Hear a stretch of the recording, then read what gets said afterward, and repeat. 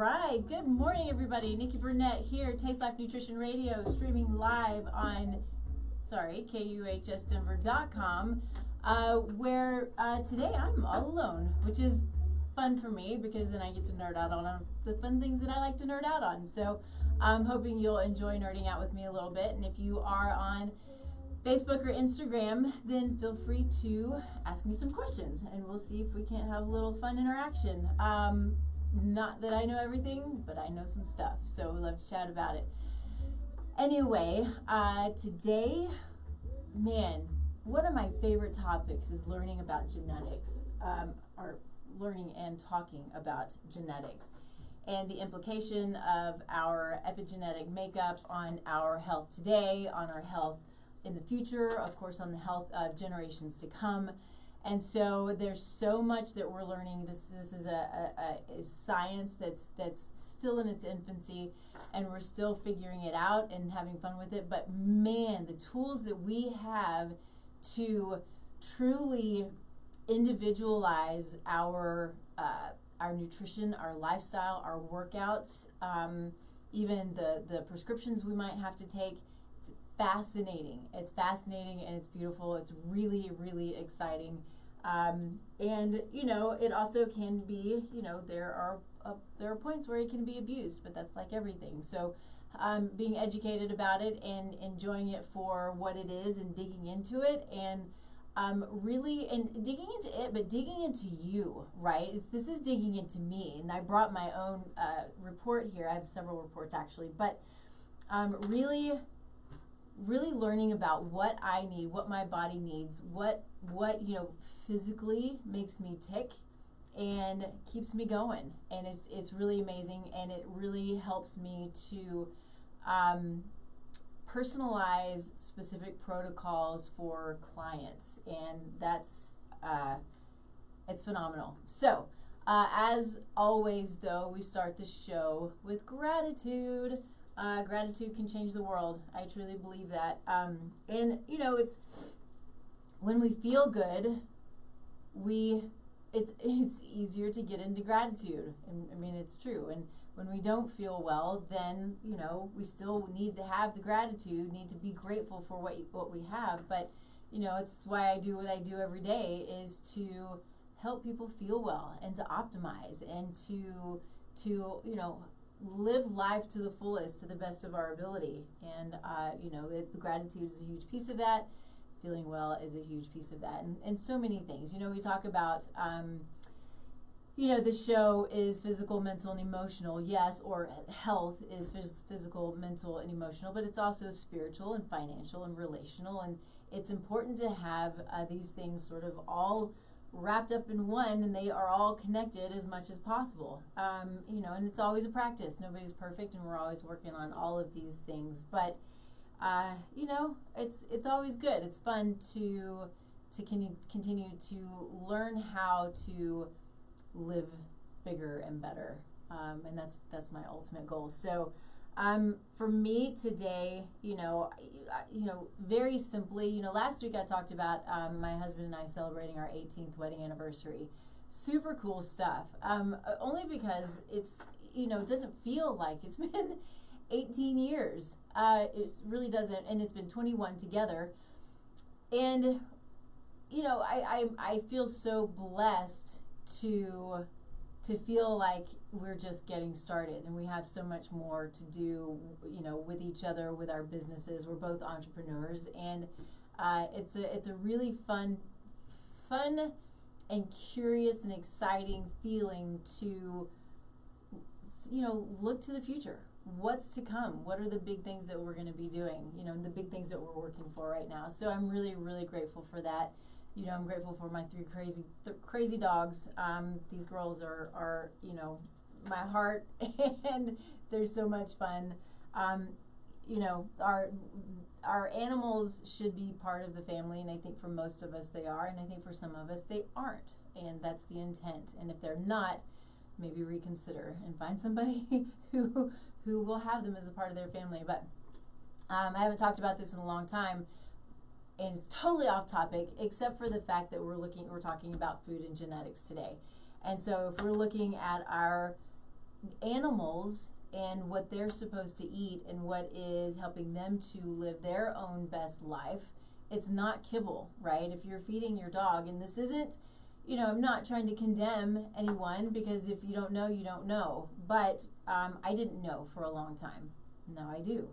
But if you're feeding your animals, cats, dogs, foods that aren't normal and natural to them, it's problematic. It will shorten their life. Just like if I'm eating McDonald's every day, it's going to shorten my life. And this is what we're doing to our animals. So kibble is the round or whatever, shaped food that comes in a bag.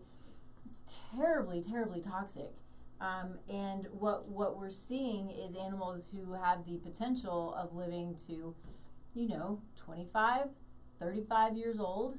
And when, we're considering our animals at this point at 10 being senior, that's a problem. That goes back to epigenetics. What are we doing where every generation, and their generations are much shorter than ours are, but every generation seems to be getting shorter and shorter and shorter. We've got, somebody said to me the other day, my dog's 7, oh, he's getting old. I'm like, no, it's not supposed to be that way.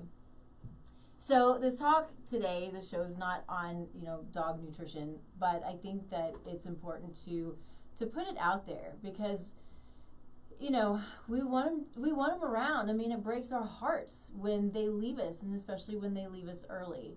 And we have so much control over the health of their life, the health of our life, as well as the health of generations, which is so much of what I want to talk about today. But the interesting thing is, and I put in the title for the show today, it's, what's the perfect diet?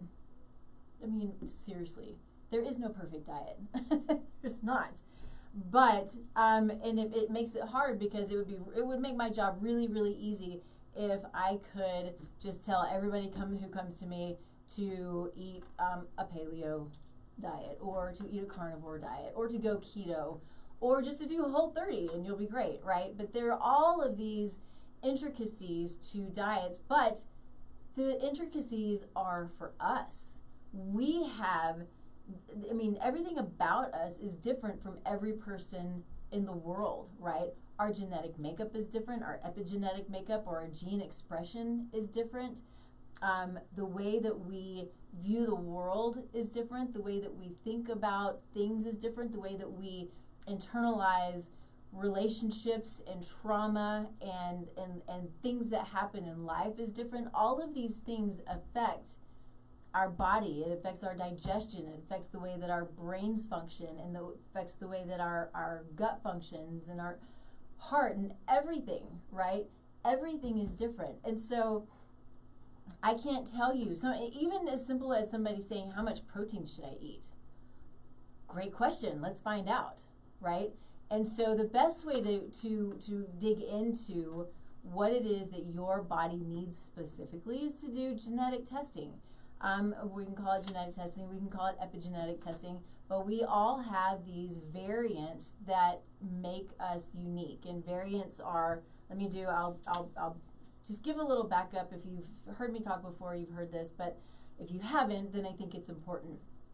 So we all know what genetics are, right? It's basically who we are. It's our height, which can change as we age, but it's our bones that make that happen. But anyway, it's these things, it's the shape of our hands, these things that don't typically change. This is our genetic makeup. Epigenetics is it's the study of genetic expression. And so what that means is we have locations on top of our genes that are called single nucleotide polymorphisms. You can call them SNPs, you can call them variants, but all of these things have control, or these locations have control over genetic expression. The beautiful thing about epigenetics is it is controlled by lifestyle. Everything that we do every single day is turning on and off these SNPs or these variants, right? So the food we eat, good or bad, the rest that we get, good or bad, the relationships we're in, the thoughts that we have, the traumas that we experience, the exercise or the movement that we're getting, too much or too little, all of these things play a role in genetic expression, including disease. So we can look at these epigenetic reports, and we can see the propensity for autoimmune conditions, or even specifically for celiac disease. As far as I know, I'm not an expert. I know enough to talk about it, but as far as I know, are there certain variants that are specific to certain autoimmune conditions? What I see at this point is celiac. We can kind of see, but then we have SNPs that show propensity toward autoimmune conditions in general. And so I think that these, knowing when we have this, we can look at our family, we can look at our history. My mom had all kinds of autoimmune conditions, and we have cardiovascular, conditions and health and issues in our family, strokes, heart attacks. We've got a little bit of cancer, I believe, diabetes, all of these things. The thing to make sure that you all understand, though, because what I hear in practice all the time, is when someone comes to me, they blame what they're suffering with or struggling with on family, on bad luck, on genetics, when it's epigenetic, which means we have control over it. True genetic conditions, and I want to make sure that we understand the difference there. They're similar but different. True genetic conditions are conditions that Down syndrome, right? That's a true genetic condition. Most everything else is epigenetic. So our like I was saying, our cardiovascular diseases, if we're dealing with diabetes, different types of autoimmune conditions, whatever the case may be, these really are all considered lifestyle, because we have the control over what we're putting into our mouth. We have the control over, what the things that we say. We don't always have control over the toxins in the environment, right? But we have control over what's in our home environment. We don't always have control over the traumas that we struggle with in our lives, but we do have control over how we manage them, whether that's getting help, whether that's talking with someone, whether it's doing emotional freedom techniques, right? All of these different things that can help us to manage the stuff that we deal with in life.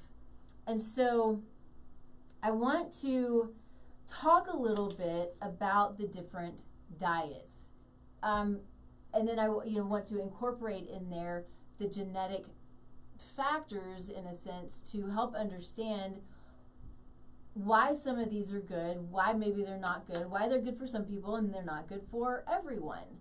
And I'm going to talk about some that are a little maybe sort of crazy. And I also want to make sure that you remember that I say that that I hate the word diet. This is really all about lifestyle. But we have diets that, in my mind, they're therapeutic, right? They have their place. And so let's talk about those a little bit, because I think it's important to make sure that as you're considering what you might want to do or what you might want to try, that you want to, if you have the ability to do some genetic testing, understand that. And instead of just trying everything in the world and getting really frustrated by it, you have a better understanding of what your body needs. Now I'm going to tell you a little bit about me, because I'm an experimenter, and I've pretty much always experimented on my own body, not in a bad way, but I want to understand how my body's going to respond to different things. And I also want to make sure that I've done the things that I'm telling my clients to do. And I think it's important to have an understanding. Now, my body is probably going to react differently than their body is, but I still want to have an understanding and have gone through it, so then I can teach it and I can guide and I can do all of the things. So I've gone through my own process over however many years now of doing things like the full-on fasting, right? I think the longest I fasted is 36 hours. We did that fairly regularly for a while. The intermittent fasting, I've done keto, I've done carb cycling, I've done macros, I've done paleo, which is kind of where I sit for the most part. And then there's carnivore and meat-based and Mediterranean. There's Whole 30.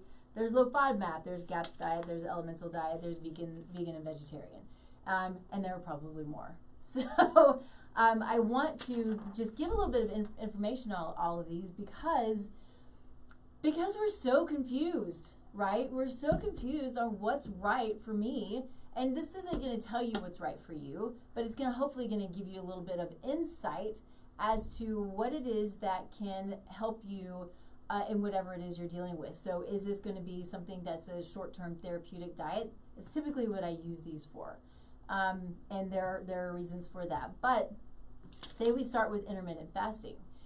Intermittent fasting, I think, is a very normal, natural approach to a good, healthy lifestyle. I think it can be a lifestyle. Intermittent fasting is typically, you choose, if you're just starting out, you can do 12 hours of eating and 12 hours fasting. There are people who go to, which is more normal, 16 hours of fasting and 8 hours of eating. Some people will even go 20 hours of fasting and 4 hours of eating. I think it depends on I know it depends on the person. And I also want to throw in that men do really well with intermittent fasting. Women, not so much. So it's not only genetics, but I know hormones play a role in it. So many things there are lots of factors in whether these things work for us or not. Women, though, we tend to have more thyroid issues than men do. Why? I don't know. It's hormonal. We have hormones that are, very, cyclical, and can be very random, and men can too. But really for us, literally our hormones are changing day to day, week to week, and month to month. And so I think that plays a big role in how well we do with intermittent fasting. It also plays a role in how intermittent fasting can affect our thyroid. And what the data shows is for women, it can be harder on our thyroid if we're doing intermittent fasting. So if someone wants to do intermittent fasting, they're doing well with it, and they like it, and they feel good, which happens a lot, then my suggestion is let's use intermittent fasting as a tool periodically. So say you do 5 days of intermittent fasting and you use the weekends to eat normally. Have some breakfast, right? If you're hungry. I also don't want you to eat if you're not hungry. But if you're never not hungry, that's a problem too. So your hunger and your satiety hormones are going to play a big role in whether you're hungry or not. And so if you're too hungry, that's a problem. If you're not ever hungry, that's also a problem. I had a client who was an emergency department doc who, their schedules are all over the place. It's horrible. It really is. It's so hard on the body. And it's a, man, the as hard as it is for them to sleep and to focus, you've got to be on your toes in the emergency department, and you just don't get a lot of sleep. And then your schedules are so crazy wonky. I don't know how they do it. I would not be able to function. But I think a lot of it's the adrenaline rush, the stress of it all that helps keep them going, and it's the energy. But it is so hard on a body. Point to all of that is, I think about this with lots of people who tend to work at night and sleep during the day. This throws our natural circadian rhythms totally out of whack and can create lots of problems. But when she came to me, she was either not hungry or she was nauseous. So I was like, well, that's interesting. And so she didn't know when to eat. And it's because her hunger hormones were way out of whack. And so sometimes we have to get those started again. We have to understand what's going on. I would never put her on an intermittent fasting diet. I actually had to make her eat so we could start that up again. So, if you're suffering or struggling with, hypothyroid, if you're struggling with Hashimoto's disease, which is not an immune condition of the thyroid, but it's not a thyroid condition. It's an immune system condition, right? So remember that. That's really, really important, because when you're diagnosed with Hashimoto's, it's important to address the immune system and less important to address the thyroid. You want to support the thyroid, but you've got to address the immune system. And a bunch of drugs is not going to help you address your immune system. So with that being said, I like intermittent fasting. I'll do it periodically for myself, but not all the time. I listen to my body. I'm no longer hardcore about when I eat or how I eat, except I don't like to eat late. The body likes to rest late, so I try not to eat past 7 or so, right? But it kind of depends on when you go to bed. Some people do really well with the sun, and I think that's important too. That's a more natural way of going throughout your day, is up with the sunrise and going to sleep with the sunset. I'm in Colorado, and at this time of year, moving on in December, I mean, it's dark at 4, so not happening. So we have to live our lives, right? But, you know, again, all things to consider. So keto diet. Keto diet, I find, is, well, I fully believe is exceptionally therapeutic. It is rarely a lifestyle. If someone is struggling with epilepsy, have a friend whose dog was just diagnosed with epilepsy, a keto lifestyle may be what you need. But to me, that's still therapeutic. Keto does really well for a lot of types, if not most types of cancer. So if you have been diagnosed or you're dealing with cancer, a keto diet has the ability to really help to control the spread and all of the things that go along with it. Again, lots and lots of factors here, but keto is a super amazing therapeutic type of diet. I fully believe, though, that things can be missing if you're eating upwards of 70 to 90% fat, and so I think it's important to keep that in mind and keep it therapeutic.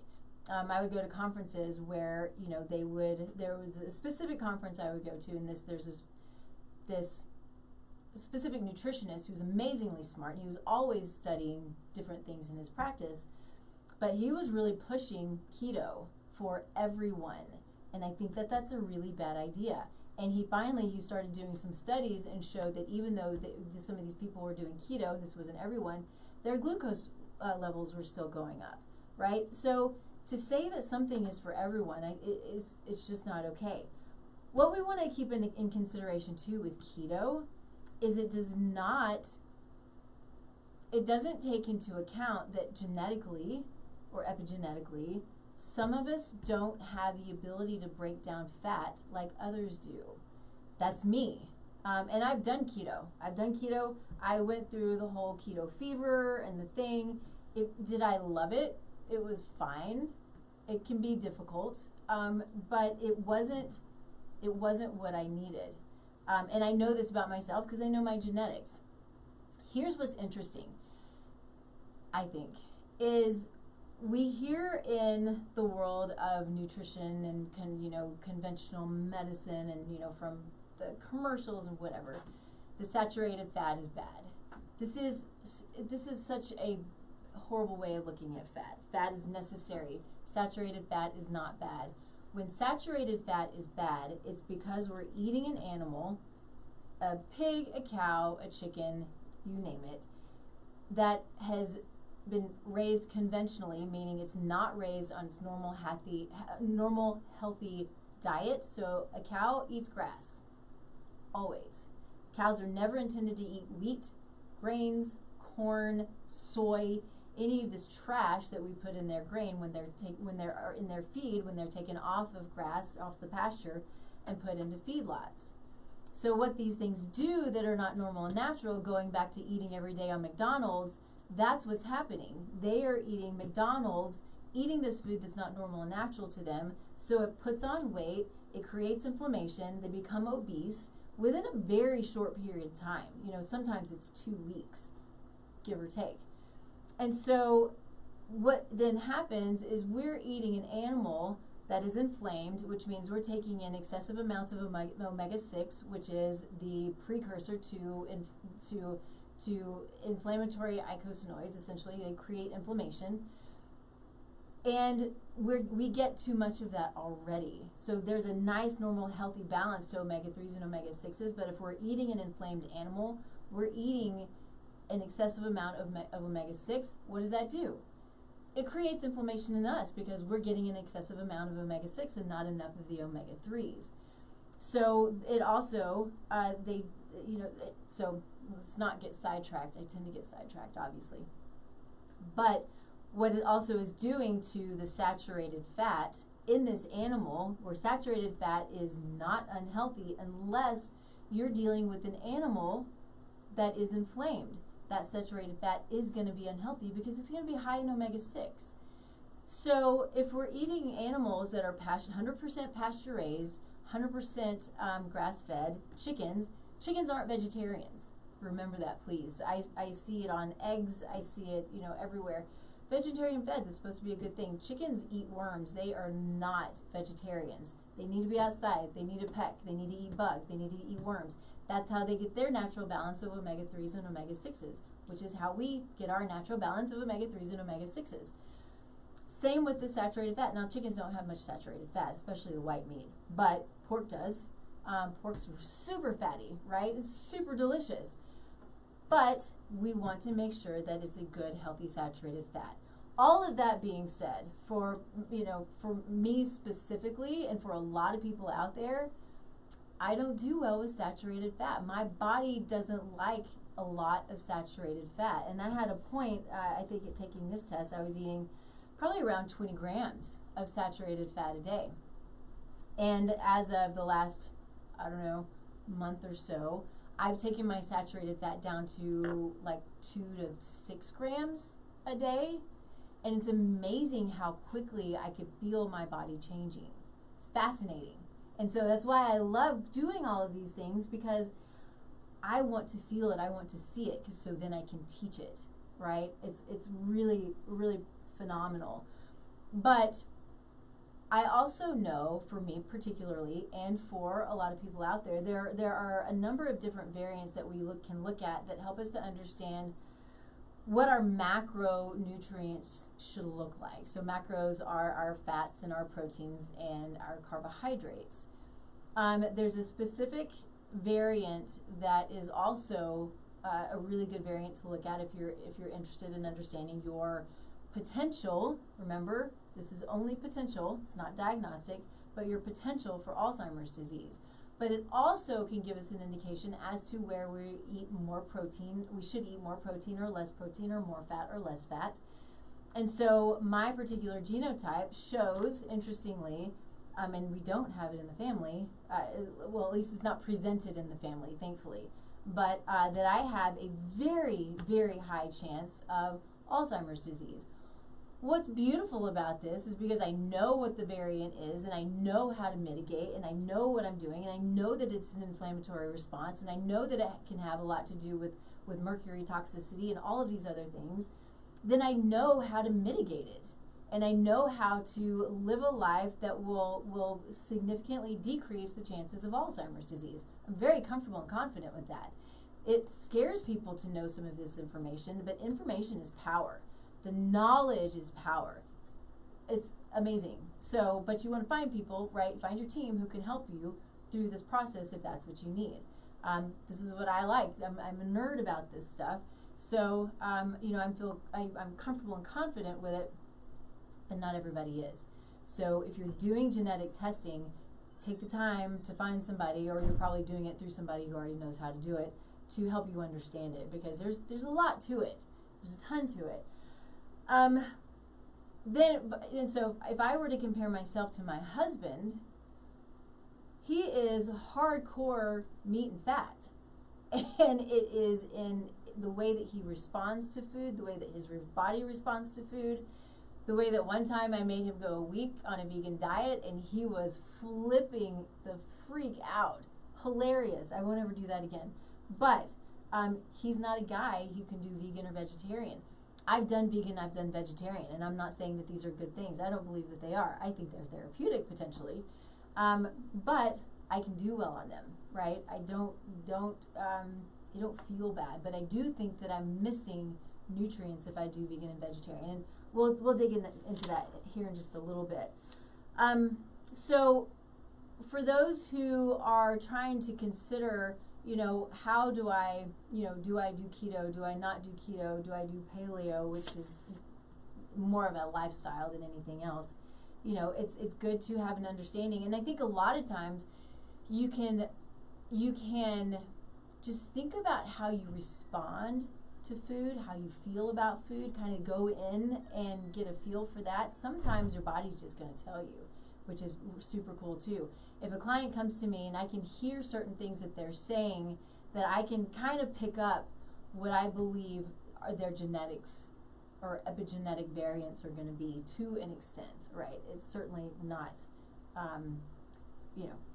science backed, my thoughts, but we can look at the science backed data on each person, which is super cool stuff.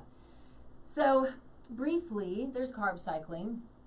I tried this for a long time. Didn't really make much of a difference for me, but has the ability to work really well for some people. They use carb cycling a lot in fitness and in like the shows. What are they called? Anyway, when you're doing you're the fitness shows, right? The super muscle things that I will never be and don't care to be, but I want to be in shape. So carb cycling is essentially you go days with higher carb and you go days with higher fat. And usually your days are higher fat, more days of higher fat and less days of lower fat. Does that make sense? And then you might have a day, which this is never okay, but some will do this. You have a day where you eat anything and everything you want. So it's the pastries and the ice cream and all the junk food. This is not okay. We never want to, take the attitude that anything is going to be beneficial, because it's not. It may change, some of the way we react and some of the metabolic pathways a bit, but it doesn't mean that our body's going to be saying, oh yeah, please give me another pastry. Not going to happen. But do it in a healthy way. If you want to try carb cycling, I think it's fine. Here's what I think though, especially with me, because when I was doing carb cycling, and I don't mean to keep making this about me, but I'm my best example, right? Especially when there is such a movement to higher fat, which is great. But what I did not take into consideration, and should have, what I didn't take into consideration was the saturated fat. So I love to cook, but I'm also always in a hurry. And so if I need something in a pinch, I have grass-fed hot dogs, right? It's all beef, it's all grass-fed, it's 100%, it's just ground up beef in a hot dog shape. Anyway, super high in saturated fat. Butter's high in saturated fat. Coconut oil, coconut milk, all high in saturated fat. And I would eat a lot of that stuff.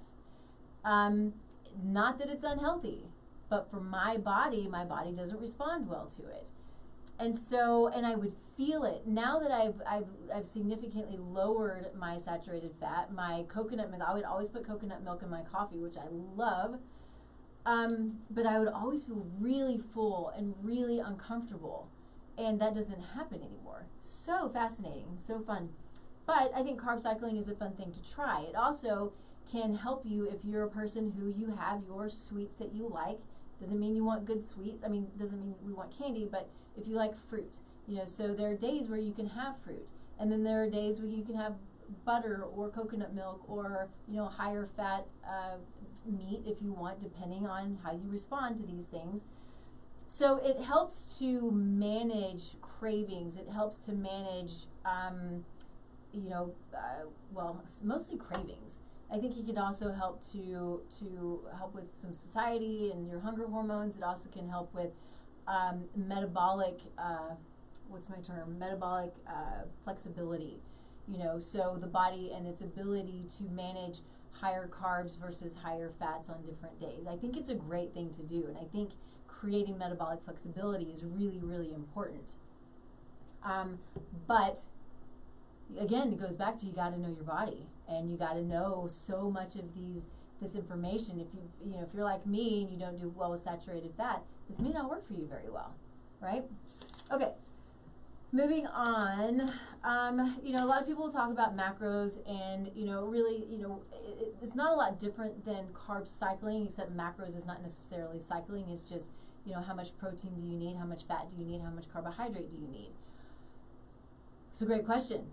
I don't know, so everybody's different, and the best way to understand that is we can do a genetic report, and we can look and see how your body is best going to to react to different amounts, or the proper amounts according to your epigenetic makeup, the proper amount of macros for you. And some of these reports, this one that I have here, and then there are a couple other ones, they'll break it down for you, which makes my life a lot easier. But they'll break it down for you, and so that's basically what I have done in the last month or however long it's been. Is I took this report and I created my own little daily habits, the food that I need, and I would do some tracking. And I don't always tell people that they need to track. I think if we're trying to understand our body, I think tracking is great. It can be a pain in the ass, and I get that. But in order to get to a point to where you know your body really well, I think tracking is a great idea. I don't do it all the time, but I do it when I'm trying something new and trying to understand and trying to learn. And so what I don't do in most cases, not all cases, is calorie counting. I think that especially because we've been doing it for so long, it can be so detrimental on the psyche that really it's more about, let's get in the proper amount of protein, fat, and carbohydrates, then that can be more beneficial than just tracking calories, because a calorie is not a calorie. That was another thing, just the calories in and calories out. Super problematic, because you can't compare a pastry to a grass-fed beef burger, right? Calories may be the same, but one's actually going to be utilized by the body. The other body's going to well, let's just create a bunch of fat, okay? So calories can have a place, and understanding your calorie count can have a place, but it's not the end-all be-all. And macros is not the end-all be-all. There are a lot of people out there who are only trained in macros, and that's fine, but we got to go deeper. We got to understand what the individual body needs, at least to the best of our ability. If we don't do testing, we still have to understand that the body's unique. And I think too that macros is very broad, right? This is what everybody needs, and that's never ever the case.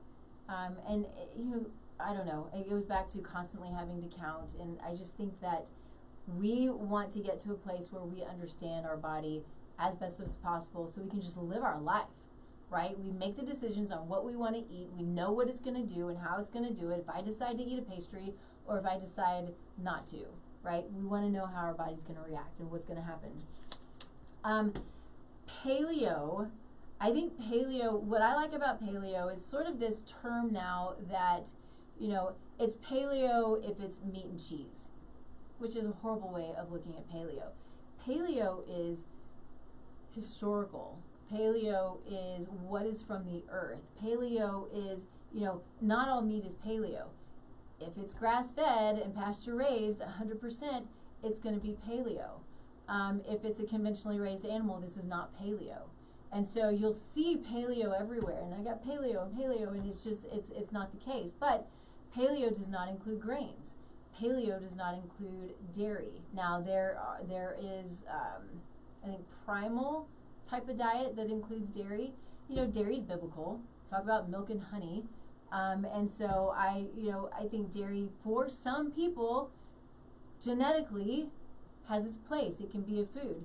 Lots of people genetically, epigenetically, they lose the ability to break down and utilize dairy.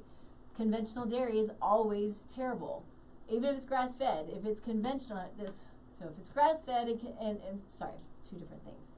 What I mean is, if it is organic and grass-fed, but it's still pasteurized, it's still not a food. It's a non-food because the body doesn't know what to do with it. So it needs to be grass-fed, pasture-raised, all of the things, but not pasteurized. So we're looking at raw dairy straight from the cow, or if it's a raw cheese, that it takes a little time, but it's not pasteurized. So it still has the enzymes to help the body break it down. It still has probiotics. It's still got a good healthy protein that has not been the structure of it's not been changed, right? So the heating process changes the structure of protein. Totally off topic, but this is why we don't want to feed cooked meat to dogs. Changes the structure of the protein, and also the fat that's on that meat, dogs can't digest. So it's really hard on their pancreas. pancreatitis. We see it all the time in dogs. So we got to be really careful with that. Back to humans. The fun things about diet, right? Okay, so again, going back to paleo, fruits, vegetables, meat, fat, these are all good, healthy, from the earth, God-given nuts and seeds, right? Raw nuts and seeds. It's super clean. But if you have an autoimmune condition, nuts and seeds are probably not going to be on your dietary plan, right? So autoimmune, that's another therapeutic diet is autoimmune protocol or autoimmune paleo. There are a lot of things that are normal and natural to our earth that can trigger autoimmune,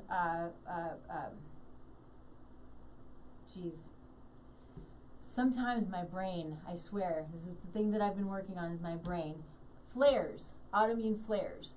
So we want to make sure that if we're dealing with an autoimmune condition, that we know what our body needs so we're not creating flares, right? The food that we eat, the stress that we take on, all of these things have the potential of increasing or decreasing autoimmune flares. We want to get you where you don't flare, or at least as little as possible. So all of these things play a big role in that. I want to talk about carnivore. This again is going to go back to your genetic makeup. I tried carnivore. That's kind of a lie. I did not fully try carnivore. I tried more meat-based. Carnivore is kind of like keto, but keto is high fat, carnivore is high meat. And meat-based is going to be a lot of meat, but you add in fruit and you add in a couple of vegetables, cucumber, zucchini, pumpkin, but it is what the science behind it, which I'm not totally on board with at this point, but is that lots of lots of vegetables that we eat are actually toxic because they have anti-nutrients. We do know that to be a case with a lot of things, right? Grains have anti-nutrients, legumes have anti-nutrients, nuts and seeds have anti-nutrients in them. And if we process them properly, when I say that, a lot of times it's the soaking them, which is traditional methods for eating these types of foods, we decrease these anti-nutrients. But nightshades, tomatoes, eggplants, bell peppers, potatoes, these have anti-nutrients as well, which is why they're typically off an autoimmune protocol, because they could trigger flares for people who are suffering with autoimmune conditions. Do I believe that these anti-nutrients are problematic for everyone? I don't. Doesn't mean that I'm absolutely right, but I believe that we're all different. Go figure. And I don't think that these things are problematic for everyone. I do believe they're problematic for some. I also think, I don't know this, this was brought up in a genetic conference that I was at, so it's not in the science, it's not in the literature, but it's sort of a clinical pearl. It's a what if. So we have certain epigenetic variants that don't allow for proper detoxification of pesticides and herbicides. So these anti-nutrients that are in foods, specifically nightshades that have these anti-nutrients, they are natural pesticides. And so if we have these variants that don't allow for detoxification of pesticides and herbicides, could it be that those with those same variants don't have the ability to tolerate nightshades and other types of anti-nutrients because it's just the plant protecting itself? It's normal and natural. Another thought, and here's where I start to think deeper into carnivore, into meat-based, is biblically, and this is, my own, this is where I come from, but I want to think through these things because I think it's important. But the first thing that was given to us was the fruits and the vegetables of the earth, right, that produce seeds. And so to think that we're not supposed to eat them, to think that doing a carnivore diet is a lifestyle type of diet, I don't find that, it doesn't make sense to me. There's also not a lot of data on it, and there's certainly not a lot of long-term data on it. I do know, though, that people who do carnivore and meat-based, they have done really, really well. But why is that? If we're doing carnivore or meat-based, we're taking out all the shit that we've been eating prior to, right? So we're taking out the bread and the buns and the candies and the pastries and whatever these things, or even foods that maybe our body doesn't like, that may seem to be healthy. Maybe that's nightshades, right? We're taking out all of these foods that are inflammatory, and we're bringing in foods that are of the earth for the most part. Hopefully they're not conventional. But either way, the point is, if you're doing really well on this, think about what the change is. And be very careful, because if you stick with these things long term, the likelihood of being deficient in important micronutrients is pretty high. So that's where I come from as far as these are concerned. Man, I could talk for hours on this stuff. We're already, got 10 minutes left. But anyway, point to that is, I want you to really take into consideration that carnivore and meat-based, I think they have a place. If you are struggling, if you have an inflammatory condition, if whatever the case may be, is it the thing to do for a period of time? Is it the thing, potentially, yeah. Is it the thing to do long term? Probably not, right? You want to learn what else you can bring in. And I'm certainly more on board with meat-based than I am with carnivore. Also, what was I going to say? Oh, so the thing to keep in mind too is that there's a metabolic process called gluconeogenesis. What that means is the liver creates new sugar, new glucose. When we eat, and I think this depends on the person also, if you're a high protein person, it's probably going to take a lot more to do this. If you're me, it's probably going to take a lot less. But if you eat excessive amounts of meat, it actually will create sugar. The liver will convert it into sugar, so it will raise your glucose levels. This is not okay, because when we're talking about things like cancer, when many cancers are so metabolically active and feed on sugars, we're eating excessive amounts of meat, creating more sugar that can create a problem with if we have cancer or a lot of other metabolic issues, right? So think about that too. You want to know if your body can handle a high meat type of diet, a high protein type of diet. I think it's a really important one to take into consideration. Of course, we have Mediterranean diet. I don't need to go too much into this. It's healthy fish, it's healthy fat, it's healthy olive oil. Don't cook with olive oil. Cook with avocado, cook with coconut if you can handle saturated fat. But it's a good, clean, from the earth type of diet. It does include grains. In my opinion, grains have a very small place in our diet. I think some people handle it better than others. I'm a high carb person. I have increased my carb content, but my carb content consists of fruit. Okay, even a little bit of rice. I usually don't do rice, but there's some information out there, mostly in traditional Chinese medicine, showing that rice can play a good, nice role in the diet, right? Of course, it's Chinese, and they eat a lot of rice. And so, is that me? I don't know, but I have noticed that I do okay with it. I don't eat a lot of it. So again, you've got to learn, got to understand. But I don't think that gluten has a role, especially here in the States and here, where we, screw with our food so much that, gluten is inflammatory no matter what. If you have an autoimmune condition, never, ever, ever, ever, period, no matter what, eat gluten. It's just the way that it is, right? It's very black and white. I'm not black and white on most things.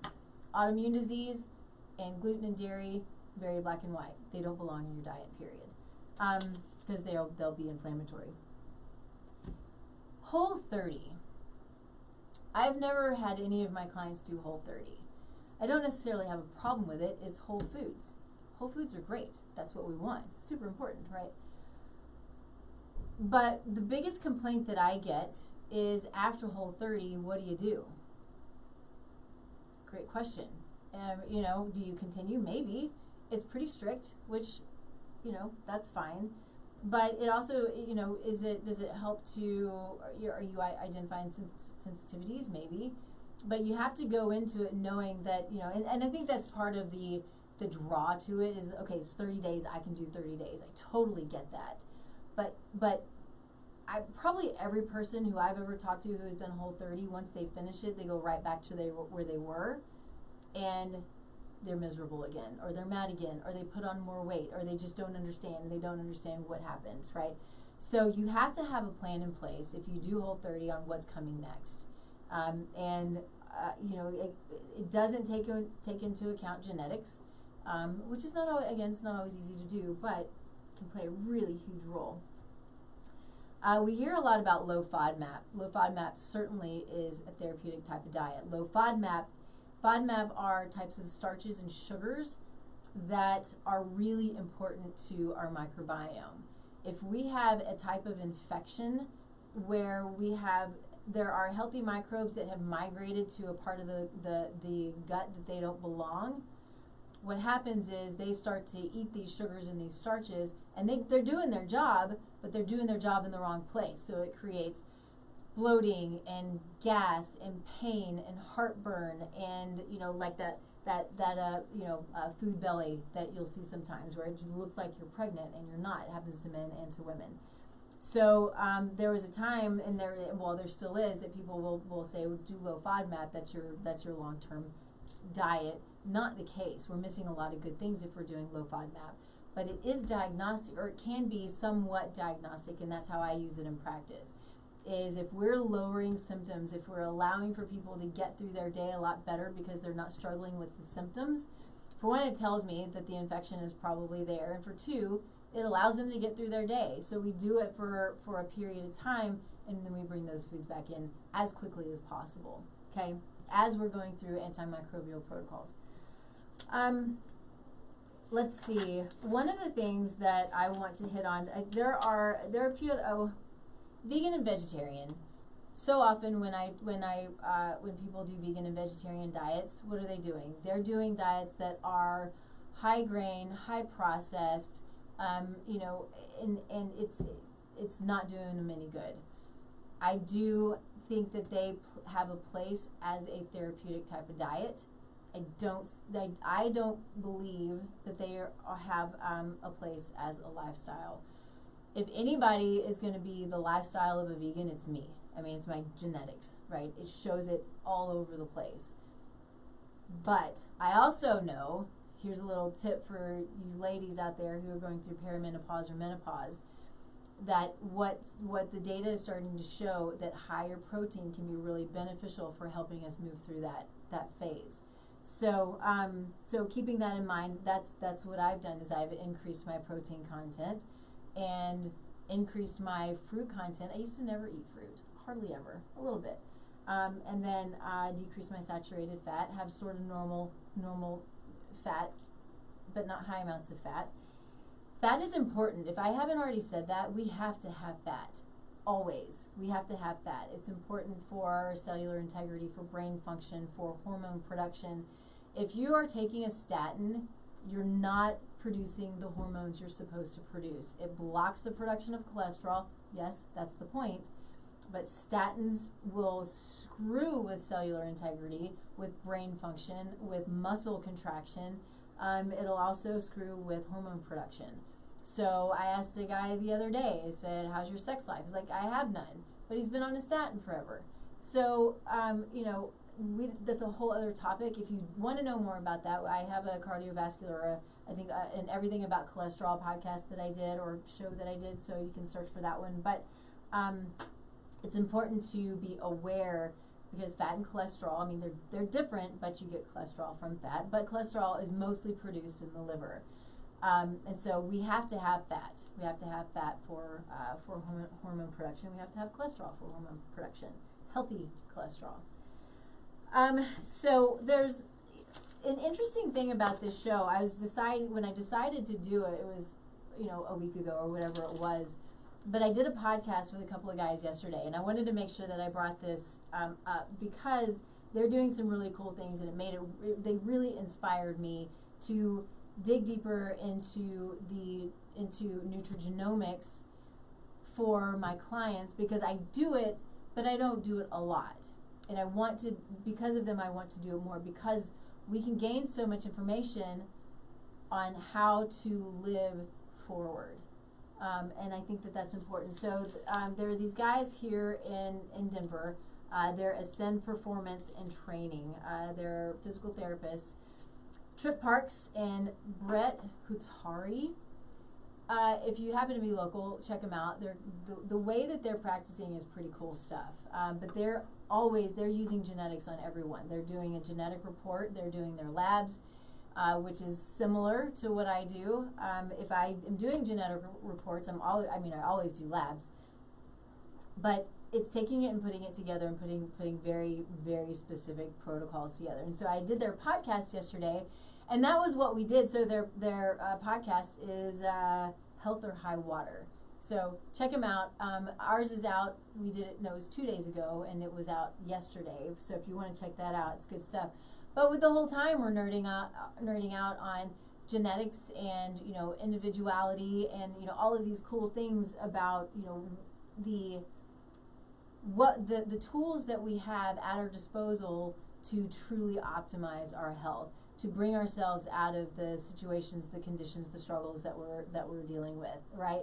It's really fascinating. And so they have truly inspired me to continue to move forward with my own knowledge of epigenetics and how it can impact us and how it plays a role in our health and how it plays a role in the health of generations, but also to use it more with clients as I'm building out protocols. Because, the things that we can look at, and this is just my own report, we can look at aging skin. I mean, how cool is that? So your antioxidant activity for your skin, eating habits, nutrient metabolism. Let's see what else we have. Certain micronutrients. If we don't, want to not get too deep into the science here, but everything that we do is based on enzymatic function. Enzymes are what move nutrients, whether it's amino acids, if it's vitamins, if it's minerals, cofactors, right? They move metabolic pathways to continue. What can happen with these variants is they're all based on enzymes. If the enzyme is not functioning properly, then things get stuck, essentially, right? So homocysteine is one, and this is probably a little too much, but homocysteine is an inflammatory marker. When we see it elevated, usually it's because of specific nutrients that are not moving down the pathway to bring down homocysteine. So when the enzyme isn't functioning, the nutrients get stuck, homocysteine elevates. And so we want to make sure that doesn't happen. So we want things to keep moving down these metabolic pathways so everything's functioning properly. So often it's because of nutrient deficiencies that things aren't functioning properly. If enzymes aren't functioning, we're not utilizing our nutrients properly, that creates problems. So we can look at these reports and we can see, yes, we have the ability to utilize vitamin A. A lot of women don't, interestingly. And so we need to understand that about ourselves. We need to understand that about our genetic makeup. It'll tell us whether we have an elevated ability to utilize or if it's decreased. Vitamin D, I see vitamin D low in 85% of my clients, right? It's low across the board, even if you spend a bunch of time in the sun. It's genetics, right? Vitamin D plays a role in it. Well, it's a hormone. Now it's considered a hormone. It's not a vitamin. And so, it plays a role in our health, in our immune system, in decreasing our chances for cancers and all kinds of stuff. So, anyway, we're at our time, and I could sit and go over this stuff over and over and over and over and over again, and it's fascinating stuff. But the key is knowing that you are you and you're different than everybody else. You can't compare yourself, no matter what it is, you can't compare yourself to other people. And we want to know as much about our body as possible so we know how to live, how to feed it, how to give it what it needs so we feel good. Good stuff, man. So fun. And so super grateful for my conversation with Trip and Brett yesterday. I will post that podcast as soon as I'm able to today.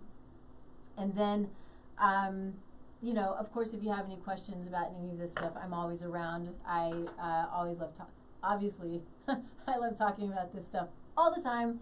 And I love showing people, I love seeing the light bulb go off with clients, with people, with any, you know, if I'm talking, you know, with groups of people, is that understanding the light bulb about, now I get it.